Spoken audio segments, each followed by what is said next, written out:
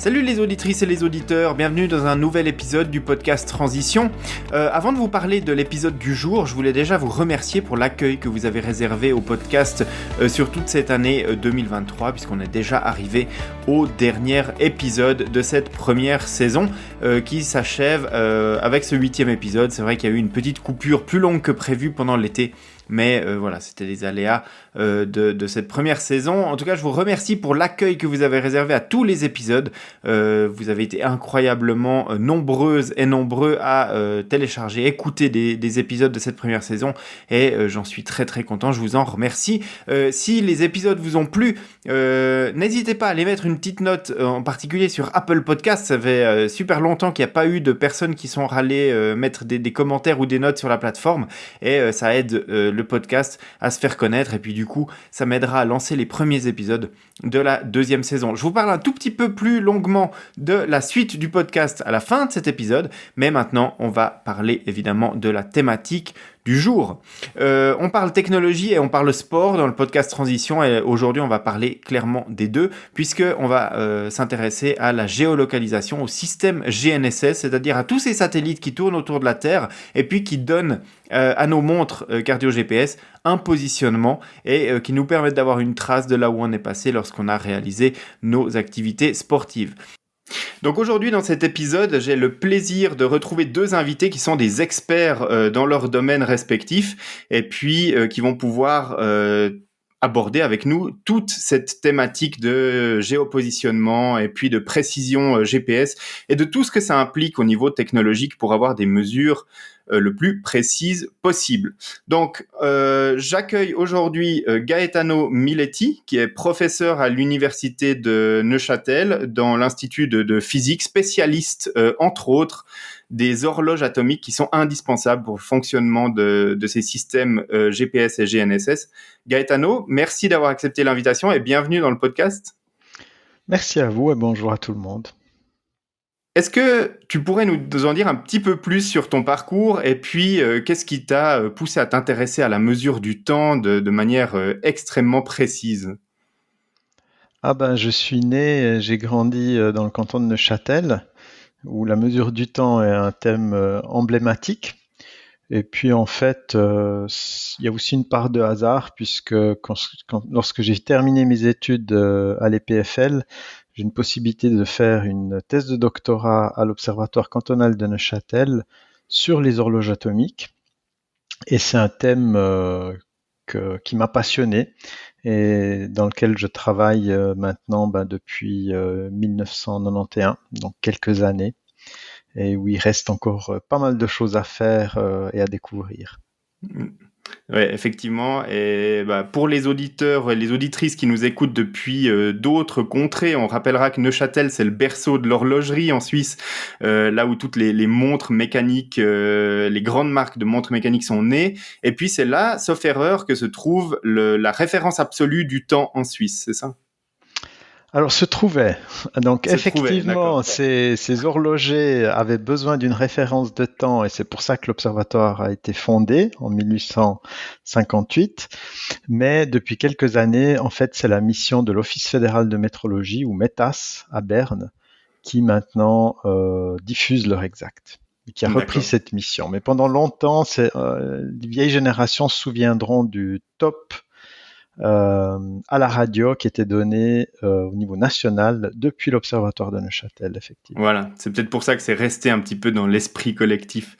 Est-ce que tu pratiques du sport ? Est-ce que parfois tu mets en application dans des appareils de mesure sportive cette mesure de GPS ?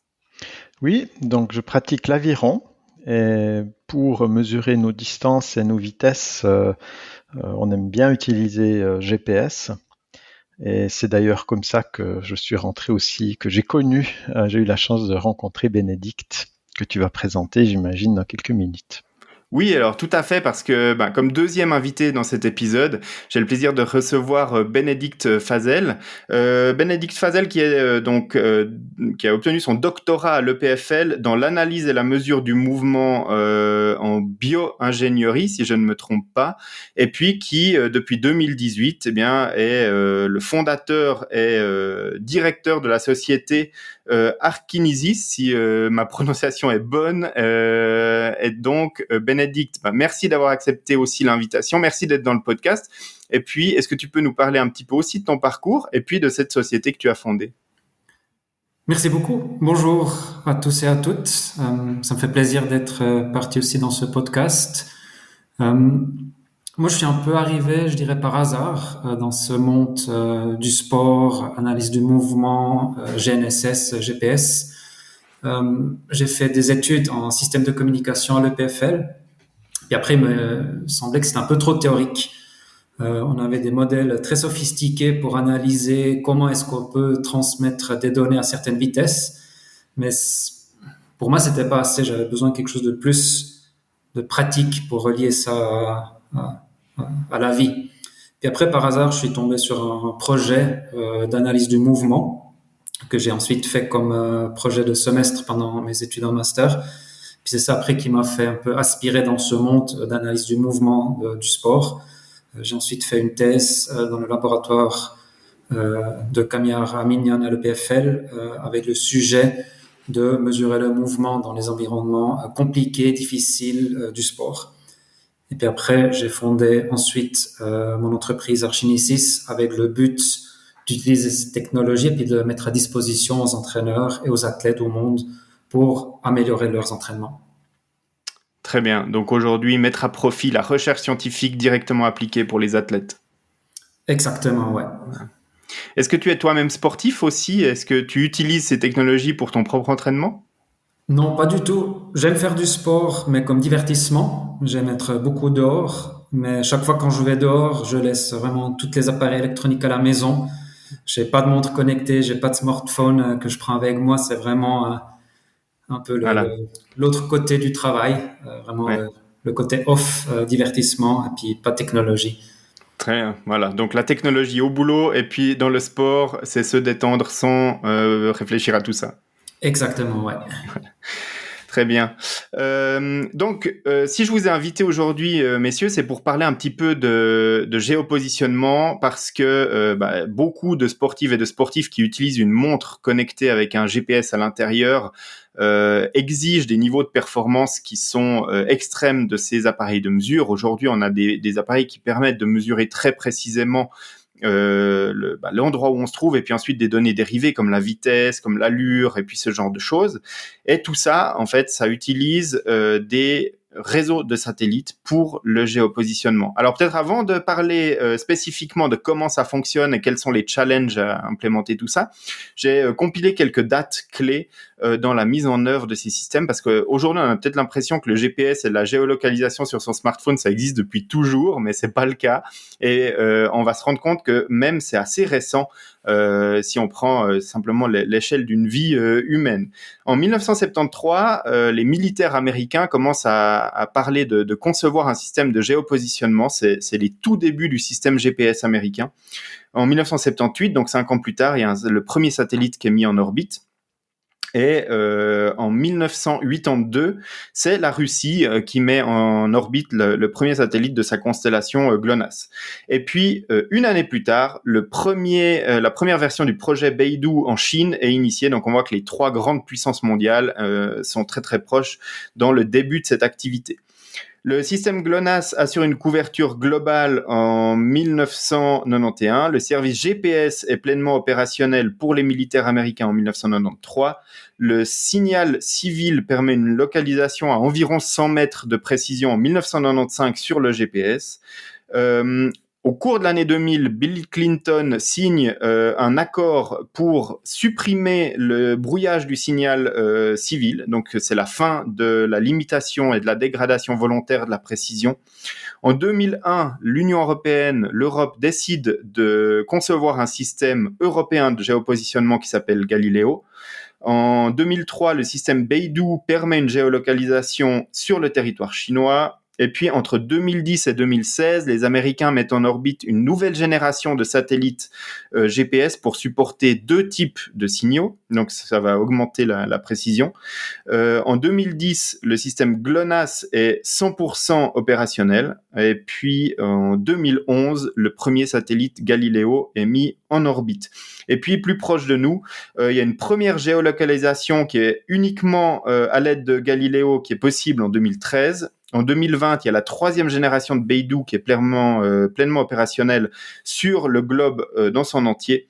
Et puis, on attend une mise en service complète et terminée pour le système Galileo. Alors, les dernières dates que j'ai entendues, c'est courant 2024, donc ça se rapproche de nous. Mais bien évidemment, le système Galileo, il est déjà opérationnel, quasiment pleinement, mais quand je pense que l'objectif final sera atteint en 2024. Donc tout ça, ça nous amène à plein de questions. La première, est, quand on préparait cet épisode, Gaetano me disait qu'il avait des petites anecdotes intéressantes là-dessus, c'est que les Américains ont ouvert le signal en 2000. C'était pas forcément par grande bonté d'âme ou parce qu'ils pensaient que c'était un bien pour l'humanité, mais il y a peut-être des idées cachées là derrière. C'est ce que tu me disais ? Oui, tout à fait, puisque à ce moment-là, c'était clair que l'Europe voulait mettre en opération son propre système, qui est aujourd'hui Galileo, et il y a eu de fortes pressions de la part des États-Unis pour essayer d'empêcher ça, en particulier via leurs alliés comme au Royaume-Uni. Et donc effectivement, c'était pas vraiment forcément pour ouvrir aux civils que ça a été fait, mais c'était, on pense, surtout pour essayer de bloquer l'Europe. Donc effectivement, il y a pas mal d'anecdotes, de réflexions autour de cet historique que tu viens de nous faire, qui est très intéressant. Les plus jeunes générations, effectivement, peuvent penser qu'on a toujours eu la possibilité de savoir où on est avec un récepteur GPS, mais c'est pas du tout vrai, hein. C'est peut-être 10 ans que c'est devenu une habitude de faire confiance. Moi, j'ai le souvenir qu'on était à une conférence en 2001 à Florence, entre spécialistes justement des horloges atomiques, et je voyais mon collègue américain qui se promenait dans les rues de Florence avec les yeux rivés sur son récepteur GPS, et je trouvais ça complètement ridicule alors qu'on était dans une ville merveilleuse. Aujourd'hui, je pense que c'est devenu tout à fait commun de se promener dans n'importe quelle ville ou n'importe où en regardant le GPS. Ouais, entre autres. Donc, les années passent assez vite, mais c'est vrai qu'il n'y a pas si longtemps, on avait encore les cartes sur papier dans la voiture pour savoir quelle bretelle d'autoroute il fallait prendre. Donc voilà, toutes ces technologies sont, on le voit, assez anciennes dans le sens où dès les années 80, on a eu un géopositionnement qui était possible, mais c'était principalement pour une utilisation militaire. Oui, alors c'est clair que l'impulsion est venue des militaires. Maintenant, à propos des militaires, ils ont dû confier quand même à des scientifiques la conception du système. Et comme tu l'as dit, au cœur, il y a quand même la mesure du temps, les horloges atomiques. Et des horloges atomiques, il en faut dans les stations à terre, il en faut aussi sur le satellite lui-même. Et le satellite, il se déplace à une certaine vitesse et il subit une autre gravitation que nous à la surface de la Terre. Donc, comme nous l'a enseigné Einstein, il faut tenir compte des effets relativistes, puisque le temps ne passe pas de la même manière sur le satellite que sur Terre. Et apparemment, le leadership militaire était assez sceptique là-dessus. Et si j'en crois mes collègues de la NASA, et j'ai aucune raison de ne pas les croire, il y avait sur les premières horloges, les premiers systèmes et satellites, un espèce de switch, de bouton, Einstein, pas Einstein, pour vérifier que effectivement, de tenir compte des effets relativistes était indispensable. Et c'est seulement en ayant la preuve expérimentale que sans ces corrections, le système ne fonctionnait pas, c'est-à-dire que le positionnement était largement faux, non pas de quelques millimètres, mais vraiment d'une distance inacceptable pour les applications, que finalement les militaires ont accepté que oui, on doit tenir compte des effets relativistes prévus par Einstein.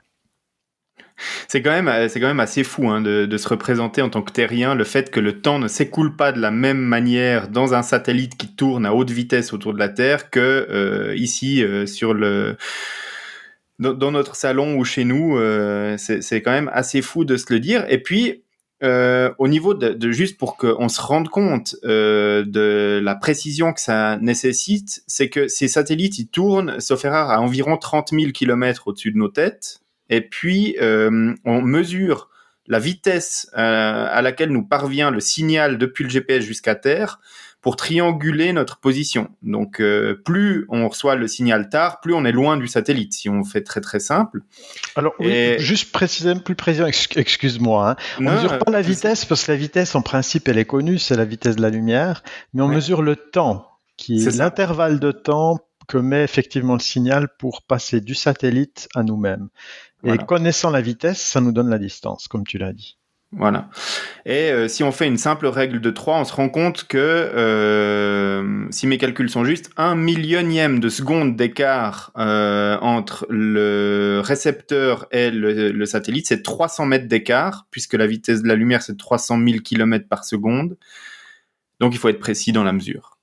Oui, donc la mesure, pour avoir une stabilité, une précision de l'ordre du mètre, hein, c'est ce qu'on veut, hein, mieux qu'un mètre. Oui, parfois, on veut même mieux, mais disons, pour naviguer en voiture, on aimerait bien être juste au mètre près.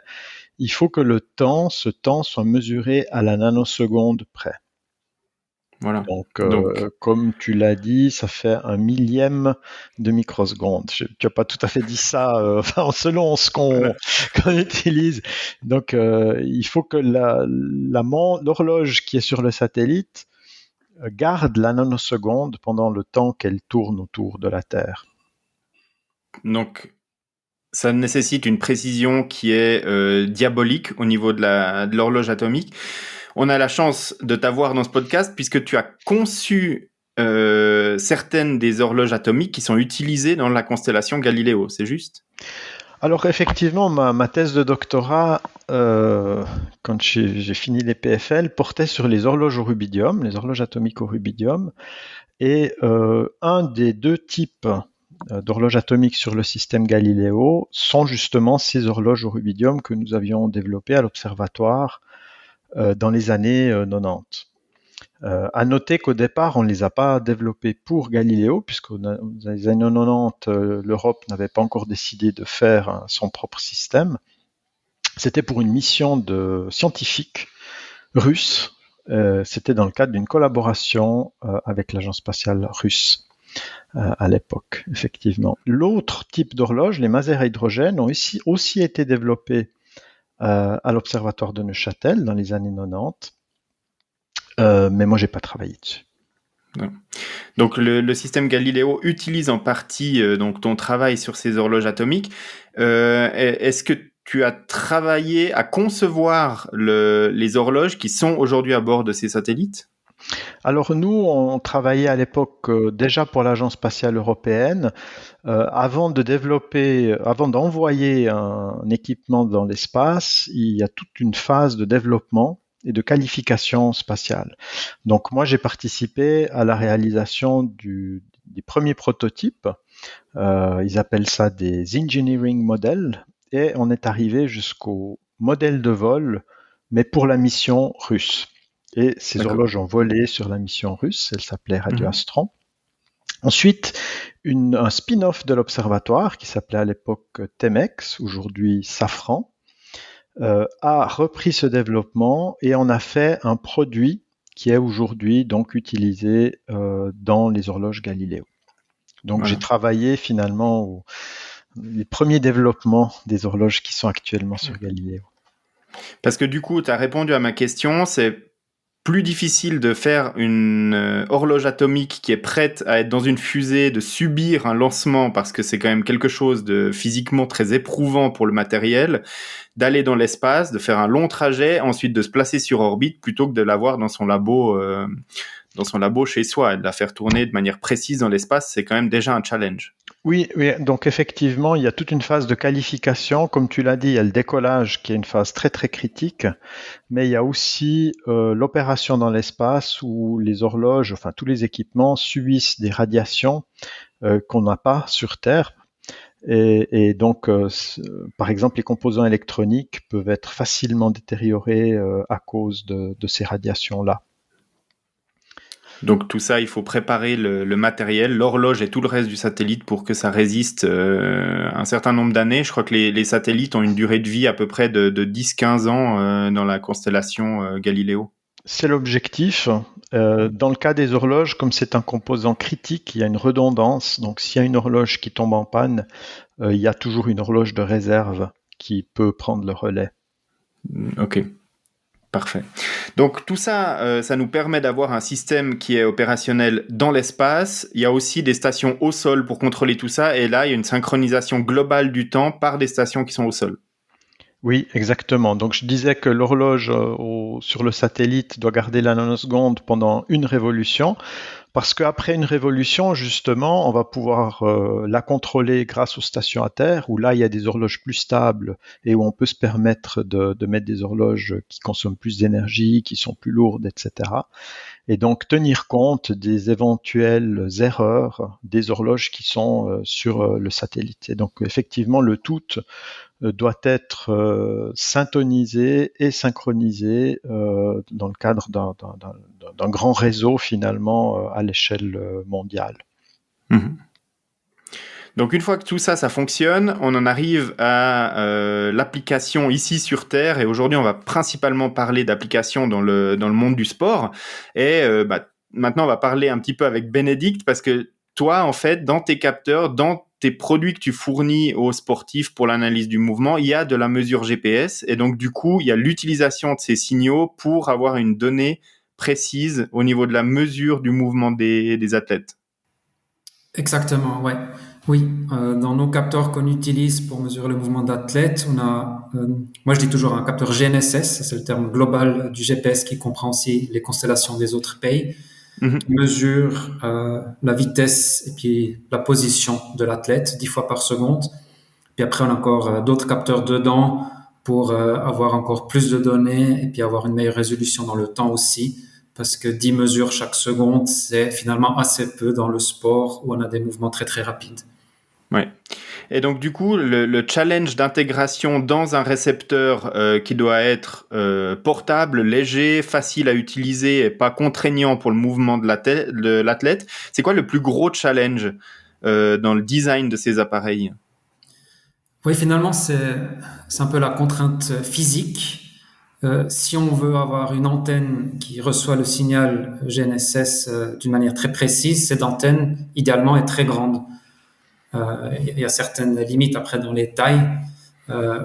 Mais le problème, c'est quand on est sur l'humain, on veut une antenne très petite. Et puis, plus qu'on vient petit, plus que le signal va être, comment on dit ça en français, embrouillé. Ouais, c'est le rapport signal-bruit, et puis ensuite il faut réussir à isoler le bon signal et puis à le traiter de manière correcte. Exact. Et tout ça, effectivement, plus on miniaturise, plus c'est compliqué. C'est ça, plus qu'on a du bruit, et puis plus que c'est pas évident après de retrouver une position qui est précise. Finalement, le sportif, il veut quand même savoir sa position d'une manière très très précise. Si on prend l'exemple du ski alpin, sur lequel je suis travaillé pendant ma thèse, des différences de 5 cm peut être déjà significatif pour avoir choisi une ligne qui est rapide contre une ligne qui est moins bonne. Donc il faut vraiment une résolution incroyablement haute, très très précis, mais avec une antenne qui théoriquement permet pas de mesurer ça avec cette précision-là. Donc un des plus gros challenges, c'est l'antenne, et puis de concevoir un appareil qui permet une orientation de l'antenne optimale vers les satellites GPS et GNSS. Oui. Après, on n'a pas beaucoup de liberté. Le capteur, il doit être placé sur l'athlète, il doit être facile d'utilisation, petit, mais pas trop. Donc là, on n'a pas beaucoup de choix, et puis on fait avec. Il faut aussi dire que nous, on utilise les chips GNSS off-the-shelf. Ça, on ne développe pas nous-mêmes parce que c'est quelque chose de très complexe. Il y a très peu d'entreprises qui peuvent le faire, qui ont ce savoir-faire. Et puis pareil avec les antennes. On utilise aussi une antenne entre guillemets standard. Et après, c'est l'intégration de tout ça qui est pas évident sur le chip lui-même, avec le processeur, le module, la batterie et tout, pour que tout fonctionne ensemble et puis qu'il peut vraiment mesurer ça précisément et bien. Très bien. Et peut-être une question, alors je ne sais pas lequel des deux va vouloir répondre, mais comment est-ce qu'on arrive à un niveau de précision d'une horloge sur un tout petit récepteur? Parce que Gaetano nous disait qu'il fallait être à la nanoseconde dans le satellite. J'imagine que pour avoir un niveau de précision correct, il faut à peu près le même niveau de précision dans le récepteur. Comment est-ce qu'on arrive? Parce qu'on n'a pas une horloge atomique dans nos montres de sport ou dans nos appareils comme les capteurs de Bénédicte. Peut-être je peux donner un élément de réponse et Bénédicte pourra compléter. Alors heureusement, on n'a pas besoin de la nanoseconde sur le récepteur parce que ça voudrait dire effectivement avoir une horloge atomique. Dans ces systèmes, on cherche plutôt la microseconde. Maintenant, plus la base de temps du récepteur est bonne, plus on peut déjà s'apercevoir s'il y a un problème de brouillage ou autre du signal qu'on reçoit, parce qu'on va pouvoir voir la différence. Et aussi, ça va accélérer le temps d'acquisition en fait de la position. Ça peut être particulièrement critique si on pense à des opérations de sauvetage. C'est important de connaître sa position précisément. Donc nous, par exemple, un des challenges qu'on a, c'est de développer des horloges atomiques miniaturisées à basse consommation qui pourraient un jour être dans un récepteur mobile, puisqu'il y a des horloges atomiques miniatures dans des récepteurs fixes, mais pour récepteurs mobiles, alors là, ça devient plus difficile et c'est de la recherche en cours, en fait, actuellement. Développer des bases de temps, des horloges atomiques qui garantissent la microseconde ou le dixième de microseconde et qui puissent être alimentées par des batteries. Parce que c'est ça la question, c'est on peut pas se permettre, dans le cas des athlètes c'est clair, et puis dans d'autres applications aussi, on n'a pas accès au réseau électrique. Donc du coup, aujourd'hui, on mesure de manière électronique le temps dans un récepteur et ça, techniquement, c'est intégré dans le chip GNSS de l'appareil ou on a une horloge à côté qui est utilisée pour ça? Alors dans notre cas, c'est vraiment le chip GNSS qui fait tout, qui est intégré. C'est une boîte noire qui fait la magie pour moi et puis qui nous fournit des très bons résultats. D'accord. Alors peut-être juste sur la boîte noire, donc toutes les boîtes noires, les récepteurs GPS, notre ordinateur, notre téléphone portable, tous les appareils électroménagers, etc. La base de temps qu'ils utilisent, c'est un quartz, plus ou moins grand, plus ou moins performant, plus ou moins stable. C'est ça, d'ailleurs si on ouvre un téléphone portable, souvent la pièce, le composant le plus gros, c'est le quartz. Et une horloge atomique, elle est là juste pour finalement stabiliser cette base de temps qui est fournie par un quartz. C'est tout ce qu'elle fait, entre guillemets, une horloge atomique. D'accord.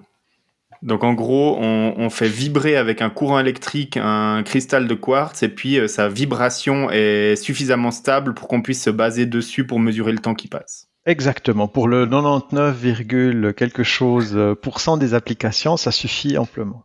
D'accord. Très bien. On parlait des attentes au niveau de la précision des athlètes. Donc Bénédicte nous disait qu'un skieur alpin a besoin d'une précision qui va peut-être de l'ordre du mètre, voire un petit peu moins.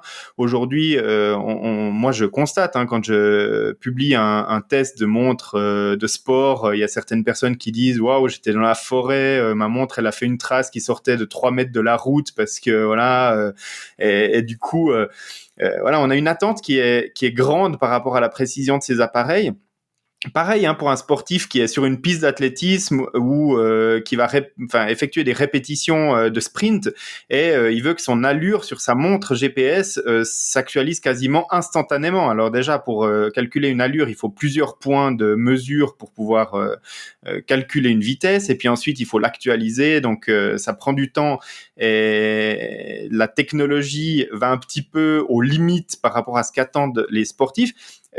Pour vous, est-ce qu'aujourd'hui on a atteint un maximum technologique avec le GPS et les autres systèmes GNSS, ou est-ce qu'on a encore une marge de progression pour améliorer la précision de ces appareils-là dans le sport? Est-ce que vous pensez que la demande par rapport à ces systèmes-là est exagérée par rapport à la technologie dont on dispose? Très bonne question. Je vais peut-être commencer à la répondre et puis après je vais donner le mot à Gaetano. Oui, les athlètes ou les sportifs amateurs aussi, ils ont une attente énorme sur cette précision-là, que des fois on réalise pas tout ce qui est nécessaire pour arriver à cette précision-là, parce que finalement, on détermine la position à l'aide des éléments, des satellites qui bougent à des dizaines de milliers de kilomètres. Donc c'est quand même assez incroyable. Mais je pense aussi que c'est encore possible d'avoir plus de précision dans le futur que ce qu'on a aujourd'hui. Je l'ai déjà remarqué, moi, quand on a fait le nouveau capteur il y a bientôt 2 ans, on a intégré une nouvelle génération de puces et puis la précision a augmenté significativement. Et puis j'étais très surpris que c'était possible. Et puis je pense que c'est encore possible d'apporter plus d'amélioration. Et puis après, il y a d'autres technologies qui sont utilisées, le GNSS différentiel ou RTK, qui utilise une station de référence proche de la station ou de l'unité mobile sur l'athlète, qui permet après d'avoir une mesure de position encore bien plus précise dans l'ordre de quelques millimètres. Mais ça, c'est toute une autre application avec un autre coût et puis aussi un autre besoin sur la main-d'œuvre nécessaire pour mettre ça en place. Mm-hmm. Bon, peut-être je peux dire quelques mots par rapport à mon expérience de sportif. Ce matin, je suis allé ramer sur le lac, il n'y avait pas beaucoup de vagues, hein, donc a priori, je me suis déplacé sur une surface plane. Et si je regarde mon récepteur GPS, j'utilise bêtement mon téléphone portable. Et je regarde l'altitude qui m'a indiqué, selon lui, mon altitude a varié entre 429 mètres et 435,5 mètres. Donc, j'aurais fait des sauts de 5 à 6 mètres. Naturellement, c'est pas vrai. Et je crois que c'est important qu'en tant qu'utilisateur de ces récepteurs, on n'avale pas tous ces chiffres, qu'on ne prenne pas tous ces chiffres à la lettre. Faut reconnaître qu'il y a des limites, il y a des barres d'erreur. C'est peut-être quelque chose que les développeurs de récepteurs devraient ajouter, c'est-à-dire ils devraient dire, voilà, votre position est de temps, plus ou moins temps. Et puis comme ça, on est fixé. Donc ça, c'est la résolution spatiale. Moi, je m'étais approché de Bénédicte et je suis très content que finalement Bénédicte ait répondu à une question que je me posais. En ramant, il y a un cycle. Il y a un moment où le bateau ralentit, puis après, tout d'un coup, il est fortement accéléré. Et mon téléphone portable me disait quelle était ma vitesse moyenne sur 500 mètres ou le temps total de parcours. Et je me suis toujours demandé, mais finalement, entre le moment où je glisse et le moment où j'accélère, de combien varie ma vitesse? Et c'est Bénédicte qui m'a apporté la réponse. Et puis, je suis vraiment très content que ces technologies se développent pour qu'on puisse augmenter la résolution temporelle, pas seulement spatiale. Parce que si dans le mouvement sportif, il y a des choses qui se passent rapidement, un récepteur GPS simple va pas pouvoir répondre à nos questions, va pas pouvoir nous dire de combien varie notre position et encore moins notre vitesse. Donc oui, il y a une remise en question à faire au niveau de l'utilisateur, je pense. Il faut qu'il soit conscient des limites des chiffres qu'il reçoit, mais il y a aussi un grand travail de développement à faire pour les sportifs et probablement pour d'autres applications. Mm-hmm. Donc ça, c'est super intéressant parce qu'aujourd'hui, la plupart des montres de sport qu'on utilise ont une résolution d'enregistrement de données de 1 point toutes les secondes. Et ce qui est assez intéressant, c'est que tu parles de l'aviron, tu rames et à un moment, tu vas planter les rames dans l'eau, ça va légèrement freiner le bateau et puis ensuite tirer, ça va lui faire une forte accélération. Mais si on imagine qu'on mesure la vitesse à intervalle de 1 seconde, on peut tout à fait rater ce moment où le bateau accélère très fort et puis ne pas avoir ces données-là dans l'échantillonnement. Et donc, du coup, quand tu dis que Bénédicte a aidé à mesurer l'accélération du bateau et puis la vitesse maximale après une traction, c'est que vous avez utilisé des appareils qui sont plus avancés, peut-être un des appareils de Bénédicte qui mesure 10 fois par seconde pour voir en fait exactement cette accélération-là. Voilà, c'était ça. Il a pu répondre à mes questions, puis j'ai trouvé ça super intéressant. Et l'étape d'après, c'est quoi faire au niveau du mouvement, hein, en tant qu'athlète, pour finalement parcourir la distance dans le moins de temps possible. Et ça, c'est tout un autre métier, c'est plus difficile. Tout à l'heure, je vous interpellais sur la précision GPS en disant, bah voilà, on court en forêt et puis on est sous une couverture d'arbres et tout d'un coup la trace est un peu moins bonne quand on regarde sa sortie une fois qu'on l'a terminée sur son téléphone. Gaetano, tu me disais que le GPS et les autres systèmes GNSS ont un point faible, c'est que leur signal est pas très très fort et puis que ce signal il peut facilement être perturbé, un petit peu minoré, voire même brouillé sur Terre. Donc du coup, quels sont les facteurs qui peuvent influencer la qualité de réception d'un récepteur GPS ici sur Terre? Alors, il y en a pas mal. Je vais essayer d'en dire quelques-uns. Probablement, vous allez m'aider à compléter. Si je pense à la forêt, bêtement, il faut que le signal il arrive du satellite à mon récepteur. Donc, s'il y a des arbres ou des gratte-ciel, même si quand je suis en ville, il faut que je puisse voir tout le temps au moins trois satellites, idéalement 4, pour faire bien la triangulation.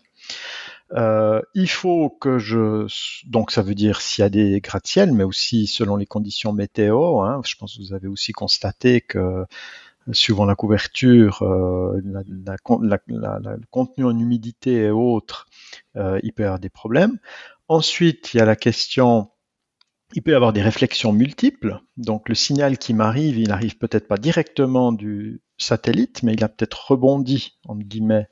Il a été réfléchi et du coup, je crois que je suis à une distance plus grande que de celle à laquelle je suis. Et puis, tu as mentionné le brouillage. Donc, comme c'est des signaux faibles et à des fréquences connues, le signal il peut être brouillé assez facilement, de manière intentionnelle ou pas, voire même pire, il peut être imité et on peut me faire croire très facilement que je suis à des milliers de kilomètres d'ici. Hein. Donc voilà les éléments principaux auxquels je pense. Vous voulez peut-être compléter, Bénédicte ou Grégory? Non, je pense que c'est à peu près ça qu'on observe aussi. Très très intéressant, c'est surtout les problèmes dans les forêts ou quand on est dans des vallées très étroites. Des fois en ski de fond, au début de saison, ils voient à Davos, il y a une piste de ski de fond avec la neige artificielle dans le flux latal qu'ils mettent en route. Et puis là, ça, c'est une des conditions les plus difficiles pour le GNSS ou le GPS.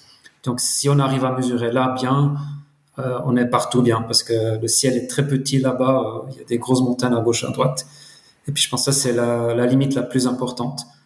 Mm-hmm. Après, ce que j'ai aussi pu observer, ce qui est très intéressant, c'est que l'orientation du capteur ou l'orientation de l'athlète joue aussi un rôle. Parce que l'antenne GNSS dans nos capteurs, elle est verticale, elle n'est pas horizontale. Du coup, elle voit pas tout le ciel pareil, elle voit surtout la moitié du ciel bien. Donc, si une personne court dans un sens et puis après change et puis court dans l'autre sens, ça change aussi les erreurs de la position qu'on peut après avoir. Mm-hmm. Ouais, donc on en revient un petit peu aussi avec l'orientation de l'antenne et puis la qualité du signal qu'on reçoit. Donc effectivement, il faut voir le plus de satellites possible en ligne directe dans le ciel. Donc s'il y a des montagnes ou des buildings ou de la forêt ou peu importe quoi, ça va altérer le signal. Et puis la couverture nuageuse, comme le disait Gaetano, ça va aussi avoir un impact sur la qualité du signal qu'on va recevoir. Et puis bien évidemment on imagine que dans des conflits militaires certains États ou certaines armées pourraient vouloir brouiller ou leurrer le signal pour la force ennemie pour essayer d'empêcher le guidage de missiles ou ce genre de choses. C'est aussi utilisé pour ce genre de choses, les constellations GNSS lors de conflits armés. Oui, peut-être une petite anecdote pour revenir à l'historique que tu nous as fait tout à l'heure. À l'époque où le signal GPS était encore brouillé, pendant la guerre du Golfe, maintenant j'ai un doute si c'était la première ou la seconde, les Américains se sont aperçus, alors ils comptaient là-dessus pour évidemment leur opération militaire, mais ils se sont aperçus que leurs équipes, ils n'étaient pas complètement équipés pour décoder le brouillage. Et donc, avant l'ouverture du signal GPS, il y a eu en fait une première ouverture pendant la guerre du Golfe pour permettre aux Américains de quand même utiliser leur système GPS, et naturellement ils comptaient sur le fait que l'ennemi n'était pas encore équipé avec des récepteurs qui n'avaient pas le brouillage. Donc paradoxalement, ce brouillage qui était fait justement pour empêcher les ennemis de pouvoir utiliser le système GPS, ben, il a été débranché pendant les opérations parce qu'eux-mêmes étaient militaires. ennuyés par leur propre brouillage pour le positionnement de leurs armes. Ouais, ça c'est quand même Exactement, c'était un peu paradoxal. Maintenant, disons le côté que je trouve extrêmement positif de ce développement, c'est que même s'il était malheureusement, je me permets de dire malheureusement, stimulé par des motivations militaires, eh ben, c'est incroyable aujourd'hui combien d'applications civiles et pour la bonne cause, souvent, ont littéralement explosé. Moi, je veux dire que, puisque d'une manière indirecte, j'ai quand même participé à ce développement, j'étais loin de m'imaginer, il y a 20 ans, à quel point l'utilisation du GNSS serait ancrée dans nos vies et nous aiderait quand même, je pense, à vivre mieux, quoi, puis à nous épanouir. Ça, c'est aussi une ironie qui est souvent passée dans l'histoire, c'est qu'un développement technologique ou une découverte scientifique, elle est motivée par des mauvaises motivations, on va dire, mais qu'ensuite, elle finit par profiter, heureusement, aussi à l'humanité par d'autres voies. Mm-hmm. Oui, parce qu'aujourd'hui, on se concentre dans le domaine du sport, mais juste petit aparté, c'est utilisé dans tous les domaines de la vie civile, le positionnement GPS. On a parlé très brièvement avant des secours. Aujourd'hui, un navigateur qui part en mer, il a sa balise GPS en cas d'urgence. C'est utilisé par l'aviation civile. Tous les avions commerciaux sont géolocalisés avec les systèmes de GNSS. Enfin bref, il y a tout le monde qui utilise ça. Et puis, on parle de sport, mais sur son smartphone, on utilise le GPS, chacun d'entre nous, un certain nombre de fois par jour pour utiliser la carte pour savoir comment aller de tel point à tel point dans sa voiture. Enfin voilà, c'est utilisé vraiment de manière très très large. Et effectivement, on a du mal aujourd'hui à se rendre compte qu'il y a seulement 15-20 ans, on n'avait pas tout ça et on devait faire autrement. Donc voilà, fin de la petite aparté. Donc aujourd'hui, on a parlé du niveau de précision qu'on atteint et de quelques limites. Gaetano me disait qu'il y avait quelques différences, que tu pouvais nous parler de quelques différences entre le système GPS et le système Galileo. Est-ce que les Européens ont conçu le système plus tard que les autres? Est-ce qu'ils ont bénéficié de l'expérience acquise? Est-ce que le système Galileo est peut-être plus fiable en termes de résistance au brouillage ou aux leurres de positionnement? Est-ce que il y a parce que comme pour le système GPS, Galileo a aussi plusieurs niveaux de service. On a le niveau public que tout le monde utilise, mais il y a des niveaux qui sont offerts aux services d'urgence ou à d'autres applications qui permettent une géolocalisation peut-être plus rapide ou plus précise. Alors peut-être déjà comme différence vraiment fondamentale, c'est que le système GPS est un système contrôlé par un pays et même par les militaires d'un pays. Le système Galileo est un système quand même à la base civil, donc pas militaire, donc qui peut avoir des niveaux, comme tu disais, de précision, mais quand même c'est un système civil et international. Donc je pense que ça fait déjà deux gros éléments importants qui diffèrent, de différence entre les deux. Ensuite, pour les différences technologiques, ben c'est sûr que le Galileo a profité des avancements du GPS. Moi, je connais bien la situation des horloges. Les premières horloges atomiques qui ont été envoyées dans l'espace n'ont pas fonctionné très bien, voire même ont été un échec. Et l'Europe a pu profiter de ces échecs américains pour ne pas commettre les mêmes erreurs. Elle a choisi deux technologies d'horloge atomique, une qui était déjà utilisée par les Américains, les horloges au rubidium, et une seconde qui était nouvelle, qui étaient les masers à hydrogène. Et effectivement, les masers à hydrogène présentent une stabilité plus grande que les horloges américaines ou russes ou chinoises. Et ça donne un certain avantage au système Galileo qui est en principe, quand tout fonctionne bien, un petit peu plus précis que le système GPS. Et ensuite, les Chinois aussi maintenant ont opté pour ces masers à hydrogène, les Russes aussi. Donc là, il y avait effectivement un avantage de Galileo de venir un petit peu plus tard. Pour ce qui est des fréquences et autres technologies, je dois dire que je ne peux pas répondre à ta question, Grégory. Je m'y connais pas suffisamment, malheureusement. Très bien. Moi, je vais regarder un petit peu si je trouve des informations là-dessus, et puis bien évidemment que je le mettrai si je trouve quelque chose dans les notes de l'épisode qu'on retrouve sur le site. Bénédicte, tu parlais au tout début de plutôt parler de GNSS que de GPS. Aujourd'hui, dans l'application de tous les jours, et notamment dans tes capteurs, on utilise toutes les constellations à la fois pour avoir un positionnement le plus précis possible. On n'utilise pas ou GPS ou Galileo ou un autre. Ça dépend un peu la qualité puis le prix qu'on veut payer pour le chip GNSS. C'est clair, plus qu'on ajoute des constellations, plus que le chip va être cher parce que ça ajoute la complexité dans la production et il va aussi consommer plus d'énergie. Mais je dirais dans la plupart des applications aujourd'hui, il y a au moins 2 constellations différentes qui sont utilisées. Et puis ça, c'est juste parce que si on utilise une constellation de plus, ben on a autant de satellites en plus. Ça double, ça triple, ça quadruple le nombre de satellites. Donc, ça améliore la précision sur le positionnement qu'on peut avoir. Donc ça, c'est l'état de l'art aujourd'hui. La question suivante, c'est est-ce qu'à votre avis, il y a une marge de progression tant sur la partie technologique, donc ce qui est spatial, station à terre, etc. On a un début de réponse avec Bénédicte qui nous a dit qu'il y a des équipements lourds qu'on peut mettre au sol, à côté de l'endroit où on mesure pour augmenter la précision. On va peut-être plus garder à l'esprit l'utilisation vraiment de tous les jours sur son smartphone ou sur sa montre de sport sans avoir d'équipement à mettre en place soi-même. Mais est-ce que les systèmes vont évoluer? Est-ce que les futures générations de satellites vont encore apporter de la précision?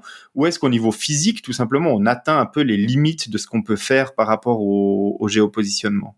Alors peut-être je peux donner un élément de réponse. Donc si on n'utilise pas ce système différentiel, comme mentionnait Bénédicte, on a quand même la limite du fait que les signaux doivent traverser notre atmosphère. Et donc là, il y a une perturbation qu'on va pas pouvoir facilement surmonter. En fait, il y a même des mesures. En fait, on inverse le problème. Ce qu'on peut faire, c'est avoir des mesures du contenu en eau, par exemple, de l'atmosphère sur le signal, via les perturbations, justement. Mais par contre, ces perturbations, elles sont là et je vois mal comment on va pouvoir les surmonter facilement. Donc, de ce côté-là, on a quand même une limite et c'est de nouveau de l'ordre de la nanoseconde. Ça veut dire, par exemple, si on avait des horloges atomiques qui étaient encore 10 fois meilleures sur le satellite, probablement que ça changerait pas grand-chose au niveau de la précision de la mesure. Il y a un autre défi peut-être que je peux mentionner qui peut être intéressant, mais peut-être pas forcément pour les sportifs d'aujourd'hui, c'est qu'actuellement il y a un gros défi pour le positionnement dans l'espace, et en particulier le positionnement sur la Lune. Et là aussi, il y a pas mal de travail qui se fait, et comme toujours, peut-être que de ces développements-là vont naître des applications terrestres. Ouais, c'est vrai, parce qu'aujourd'hui, le système GPS et les autres GNSS couvrent le globe terrestre, mais évidemment que lorsqu'on va sur d'autres planètes ou sur la Lune, on n'a pas de positionnement qui est possible. Donc, ce que tu dis, c'est qu'on pourrait mettre en place un réseau de géopositionnement autour de la Lune en vue d'arriver, enfin, d'occupation permanente de la Lune par l'humanité. C'est en tout cas un sujet actuel de recherche, pas forcément pour une occupation de la Lune par l'humanité, mais peut-être un jour, mais pour les diverses missions sur la Lune qui sont actuellement en cours, voire programmées. Comment se positionner en projet, ouais, on parle notamment du projet Artemis qui est en cours auprès de la NASA. Et effectivement, moi j'avais entendu parler déjà d'un développement de réseau 4G sur la Lune, donc à savoir avoir des signaux de téléphone portable. Alors c'est pas forcément pour passer des coups de fil depuis la Lune, c'est surtout pour transmettre des données d'un endroit à un autre sur la Lune, mais effectivement, pourquoi pas aussi la mise en place d'un système GNSS pour pouvoir se positionner sur la Lune. Effectivement. Et puis, donc là, on a parlé un petit peu de technologie dans l'espace de positionnement. Est-ce qu'au niveau des capteurs, tu penses qu'il y a une marge de progression au niveau technologique, des choses qui pourraient arriver dans l'avenir, qui pourraient rendre les récepteurs plus précis? Donc, Gaetano nous avait dit que il y a un travail scientifique qui est fait sur des micro-horloges atomiques qui permettraient d'augmenter la précision de mesure du temps dans les récepteurs. Est-ce que ça pourrait apporter une précision supplémentaire dans le positionnement ou même pas forcément? Et puis, est-ce que toi, Bénédicte, dans les capteurs que tu proposes aux sportifs, il y a des choses qui pourraient encore améliorer la précision de la mesure? Oui, je pense qu'il y a encore des possibilités, mais c'est plutôt en combinaison différentes technologies différentes. Par exemple, c'est possible aussi d'utiliser le signal 4G pour avoir une idée de positionnement. C'est par exemple ce qu'utilisent les services de sécurité. Quand on appelle la police sait approximatif où on se trouve parce qu'elle sait quelle Antenne station relais a mobile pris a le quel signal. téléphone. Ouais. Donc ça va être intégré de plus en plus. Après, il existe aussi des systèmes qu'on appelle le Local Positioning System, où on met en place différents émetteurs fixes, par exemple autour d'un terrain de jeu ou sur une piste, qui peut aussi être utilisé pour améliorer cette précision. Mais c'est clair, tout ce qu'on installe de plus a un certain coût, une certaine complexité qui se rajoute. Donc c'est peut-être quelque chose qui va se passer, mais pas forcément. Ouais. Et pas forcément dans tous les équipements, parce que aussi ça a un impact sur l'autonomie au niveau de l'utilisation d'énergie et toutes ces choses-là. Aussi, ouais. Plus qu'on va être précis, plus que ça va utiliser de l'énergie. Donc il faut avoir une batterie de plus en plus grande, et puis à un moment donné, elle va être trop grande pour qu'elle soit encore portable. Et c'est aussi pour cette raison-là, par exemple, dans les montres sportifs, on mesure une position chaque seconde ou chaque 5 secondes parce que ça consomme moins d'énergie que si on a 10 mesures chaque seconde. Ouais, évidemment que ça consomme plus d'énergie. Je crois qu'on a bien couvert le sujet autour de cette discussion. Est-ce que vous voyez d'autres points intéressants ou d'autres anecdotes que vous aimeriez amener pour compléter la discussion d'aujourd'hui avant de conclure cet épisode? Rien de plus, tout a été dit, on a traité le sujet de fond en comble. En tout cas, moi je suis content d'avoir pu discuter de tout ça avec vous parce que c'était très très intéressant de discuter avec vous deux qui avez deux visions et deux vues sur cette même technologie très différente et en même temps qui nous permet de bien comprendre la technologie dans son ensemble. Donc du coup, je vous remercie vraiment d'avoir accepté de venir dans cet épisode de podcast. Peut-être qu'avant de conclure l'épisode, on peut, si on le souhaite, prendre connaissance de ce que vous faites dans la vie et retrouver un petit peu vos activités. Est-ce que vous avez des pages web ou des réseaux sociaux à nous partager, Gaetano, peut-être? Alors, de mon côté, si vous voulez en savoir un peu plus sur nos recherches, il faut simplement regarder sur le site de l'Université de Neuchâtel, unine.ch. Notre laboratoire s'appelle le laboratoire temps-fréquence. Et outre les articles scientifiques et les descriptions de nos recherches, si ça vous intéresse, sur ma page de l'université, vous verrez des liens vers des émissions radio ou des extraits d'émissions TV de médiation scientifique, donc de vulgarisation, en particulier l'émission CQFD, que vous connaissez peut-être, de la radio-télévision, de la radio suisse. Et puis si vous vous intéressez à l'aviron, notre site c'est aviron.ch, tout simplement. Très bien. Eh ben, tous les liens seront mis aussi dans les notes de l'épisode pour que les auditrices et les auditeurs puissent le retrouver. L'aviron, un sport que je recommande en tout cas d'effectuer en initiation parce que c'est un sport qui est très technique, très aussi reposant pour la tête, mais qui, au niveau de l'exécution technique du geste, est quand même très très exigeant. Faut pas avoir peur d'être mouillé les premières fois qu'on prend son bateau et qu'on va sur l'eau. Bénédicte, est-ce qu'il y a des pages web? J'imagine que le site web de ton entreprise et peut-être d'autres? Oui, tout à fait. Je vous invite à aller sur notre site web. C'est www.archinicis.ch. Et puis là, on a aussi fait un blog il y a un peu plus qu'1 an sur l'influence de l'environnement sur le positionnement ou la précision du signal sur la position et la vitesse. C'est pas les mêmes influences. Donc, si vous voulez savoir plus, vous pouvez aller regarder là. C'est vulgarisé. J'espère que c'est un peu compréhensible pour tout le monde sans qu'il faut être scientifique. Et sinon, rejoignez-nous sur les réseaux sociaux, sur Instagram. Vous pouvez suivre aussi Archinicis. Et puis, vous allez voir quelles équipes utilisent nos systèmes, qui s'entraînent et puis qui va gagner finalement, peut-être aussi grâce à notre petit rapport à ça. Voilà. En tout cas, il y a des athlètes médaillés olympiques qui utilisent tes technologies, notamment des médaillés des Jeux olympiques de 2022. Exact, ouais. Voilà. On est assez fort là, surtout dans les sports d'hiver. On a une part de marché quand même impressionnant pour nos petites entreprises suisses. Très bien. Eh ben, je manquerai pas aussi de mettre les liens dans les notes de l'épisode. Je vous remercie infiniment, messieurs, d'avoir accepté de participer à cet épisode. En tout cas, pour moi, c'était un plaisir. Merci beaucoup. Merci beaucoup.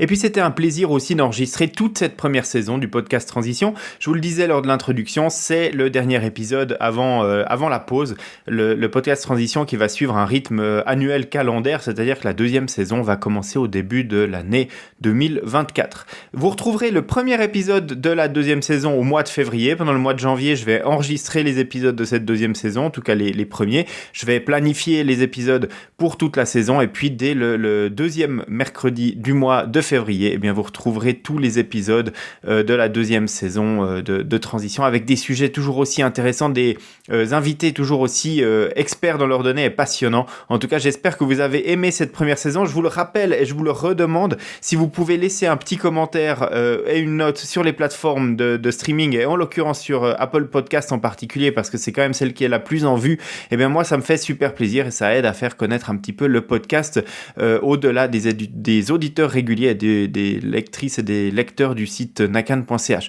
Je vous remercie infiniment, je vous souhaite une super fin d'année 2023, de super belles fêtes de fin d'année, un super début 2024, profitez de faire du sport, profitez de vous éclater et puis moi je vous retrouve dès le début du mois de février avec le premier épisode de la deuxième saison du podcast Transition. À bientôt.